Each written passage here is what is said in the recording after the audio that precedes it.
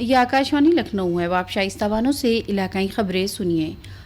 مرکزی وزیر مالیات سیتا رمن نے کہا، جیسا کہ عبوری بجٹ میں ذکر کیا گیا، ہمیں 4 مختلف ذاتوں، غریبوں، خواتین، نوجوانوں اور کسانوں پر توجہ مرکوز کرنے کی ضرورت ہے۔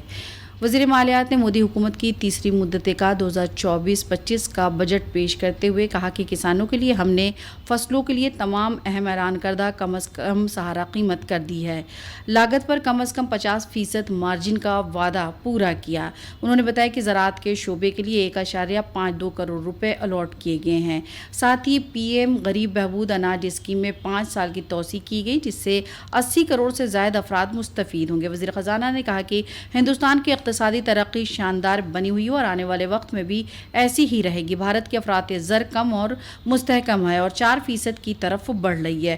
انہوں نے کہا کہ تعلیم میں قرض، گھریلو اداروں میں اعلیٰ تعلیم کے لیے 10 لاکھ روپے تک کے قرض کے لیے حکومت امداد دے گی۔ وزیر مالیات نے کہا کہ اس بجٹ میں خاص طور پر روزگار، ہنر فروغ، ٹریننگ، MSME اور متوسط طبقے پر توجہ مرکوز ہے۔ انہوں نے کہا کہ وزیر اعظم کے 5 اسکیموں اور اقدامات کے پیکج کا اعلان کرتے ہوئے خوشی ہو رہی ہے، جس سے 5 سال کی مدت میں 4.1 کروڑ نوجوانوں کو فائدہ پہنچے گا۔ اس کے لیے 2 لاکھ کروڑ روپے کا بجٹ میں انتظام ہے۔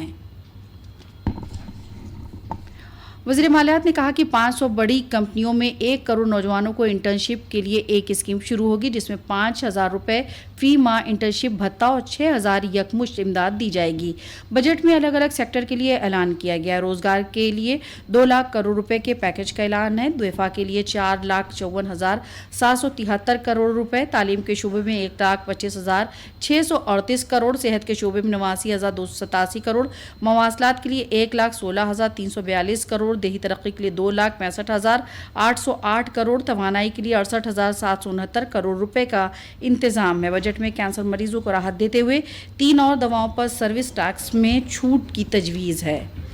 وزیر مالیات نے کہا کہ بجٹ میں حکومت کی 9 ترجیحات ہیں، جس میں کھیتی میں پیداوار، روزگار اور صلاحیت ترقی، ہمہ جہت انسانی وسائل کی ترقی اور سماجی انصاف، تعمیر اور خدمات، شہری ترقی، توانائی تحفظ، کریڈٹ، سیکیورٹی، انفراسٹرکچر، تحقیق اور ترقی اور آئندہ نسل کی اصلاحات شامل ہے۔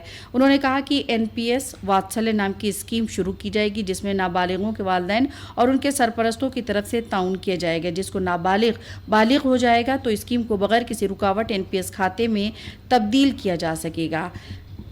نئے ٹیکس سلیب میں 3 لاکھ کی آمدنی پر کوئی ٹیکس نہیں ہوگا، وہیں 3 سے 7 لاکھ آمدنی والوں پر 5% ٹیکس، جبکہ 7 سے 10 لاکھ پر 10% ٹیکس لگے گا۔ موبائل فون اور الیکٹرانکس سستے ہوں گے۔ PM آواس اسکیم کے تحت 3 کروڑ نئے گھر بنائے جائیں گے۔ وزیر مالیات نے 7ویں مرتبہ ملک کا بجٹ پیش کرنے کے ساتھ ہی سابق وزیر اعظم مورارجی دیسائی اور سابق مرکزی وزیر P چدمبرم کی برابری کر لی۔ تاریخ میں کسی بھی خاتون کو اتنی بار بجٹ پیش کرنے کا موقع نہیں ملا۔ وزیر اعلیٰ یوگی آدتیہ ناتھ نے بجٹ پر رد عمل ظاہر کرتے ہوئے کہا کہ ملک کا بجٹ سب کے لیے یہ ترقی کا بجٹ ہے۔ انہوں نے کہا کہ بجٹ میں کسانوں کے لیے اسکیمیں ہیں، یہ امرت کال کے عہد کو پورا کرے گا۔ اتر پردیش کے وزیر اعلیٰ یوگی آدتیہ ناتھ نے افسران کو سخت احکام دیتے ہوئے کہا کہ شاون ماہ کے دوران کاشی آنے والے بھکتوں کو بہتر سہولیات فراہم کرایا جائے، ساتھ ہی اہم شیوالیوں سمیت پورے شہر میں صاف صفائی کے ساتھ ہی روشنی کے انتظامات کو یقینی بنایا جائے، ضرورت پڑنے پر میڈیکل سہولت فراہم کرائی جائے۔ وزیر اعلیٰ کل یک روزہ دورے پر وارانسی میں تھے۔